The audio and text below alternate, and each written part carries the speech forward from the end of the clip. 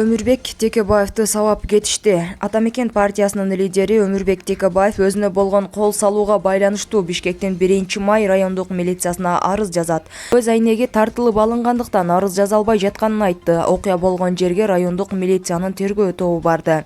Саясатчыга 1-декабрда Бишкектин Park Hotel мейманканасынын тамактануучу жайында кол салуу болду.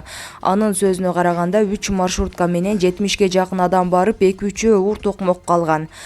Топ саясатчынын уюлдук телефону менен көз айнегин алып кеткен. Ал муну саясий ишмердиги тагыраагы шайлоого байланыштуу позициясы менен байланыштырды. Өмүрбек Текебаев Кыргызстанда 28 ноябрда өткөн жогорку кеңешке шайлоого Атамекен партиясын жетектеп барды. Ал шайлоонун алдын ала жыйынтыгын тааныбай, партиялаштары менен аны жокко чыгарууну талап кылып жатат. Ага кимдер кол салганы азырынча белгисиз. Укук коргоо органдарынын комментарии боло элек. Министрлер кабинетинин төрагасынын орун басары Эдил Байсалов Твиттерге Кыргызстанда саясий зомбулукка орун жок экенин жазды. Булак Азаттык KG.